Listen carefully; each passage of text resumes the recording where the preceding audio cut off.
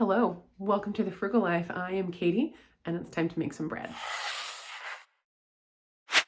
So if you're new to this or to my channel, I have been going through this cookbook that I got at the visitor center of the St. Louis Arch when I was 20. Yeah, barely 20. And I'm 35 now, and I just started cooking from it. I've just had it and not been using it. So it has been actually really fun to go through these. I have been really surprised at how delicious this bread is. I mean, I shouldn't be surprised about how delicious bread is, but I guess I'm more surprised of how delicious bread I made has been. There's only been one that was a stinker. The rest of them have all been really good, and my entire family has liked it. So today we are going to make this cottage dill bread. I was intrigued when I saw it. It uses a cup of cottage cheese, and I know I've used like mayonnaise and Greek yogurt to make rolls before, but I was just like, cottage cheese, what? And I have some cottage cheese in the fridge that I need to use up.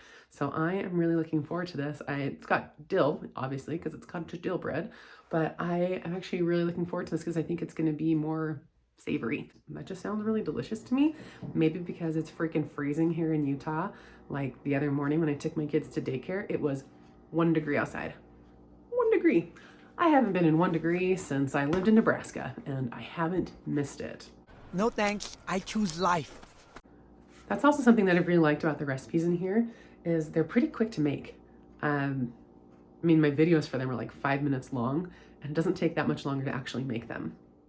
I pretty much only make these breads on Sunday, like after we get back from church and the baby is put in bed for his nap, and I turn the cartoons on for the kids for a little bit, and I just go to town making some bread for us for the week. And it has been delicious, and it has been nice that it's been so fast. Even on the yeast breads, because this is split up into a section on yeast breads and a section on quick breads, and I've been making a lot more of the yeast breads lately.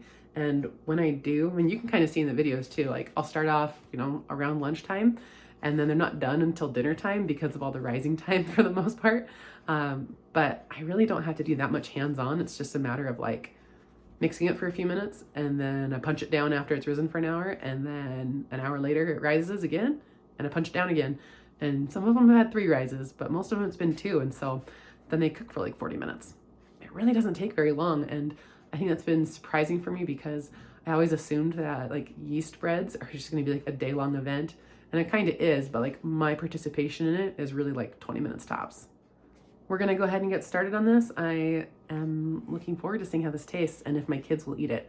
I know they'll try it because it's going to smell good.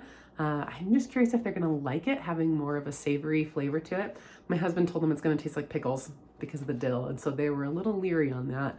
And now I'm like, is this going to taste like pickles? But I don't think it is.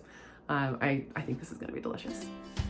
First, we're going to dissolve 1 packet of dry yeast into 1/4 a cup of warm water and let it dissolve for like 10 minutes.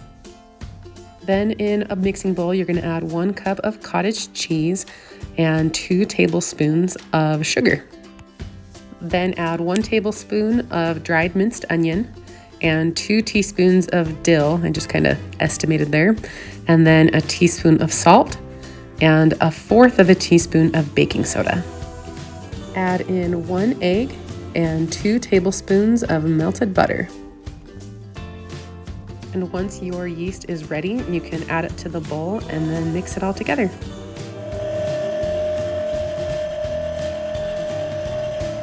The recipe calls for 2 to 2.5 cups of unbleached flour. So I just took turns gradually adding a little flour in and then beating it and then adding a little more flour in until it got to the consistency that I wanted.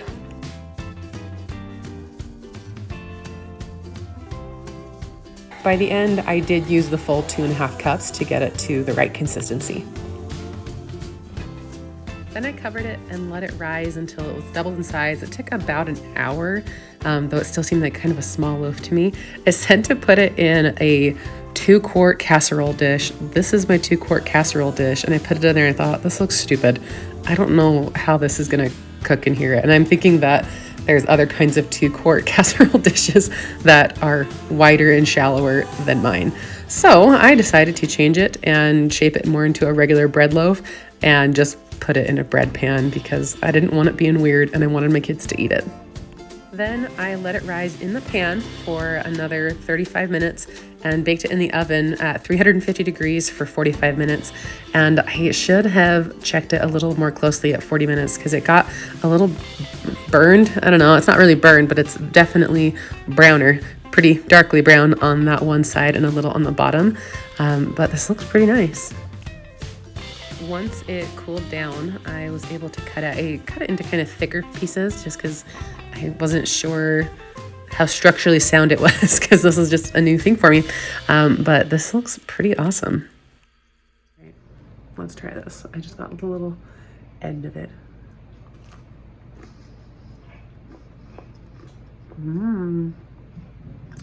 The dill and the onion is really good.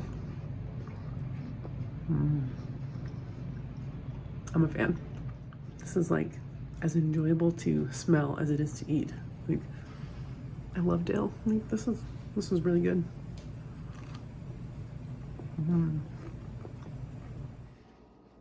Guys, this bread, this is a winner. Like, I will be coming back to this bread all the time because this is just tasty.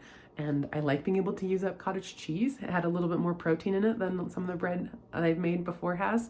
Man, that's just some good flavor. And I'm looking forward to eating it. A lot of it. I like it a lot. Thanks again for following along today. Don't forget to like this video and subscribe so that you can get updated when I make the next recipe from my old-fashioned bread cookbook.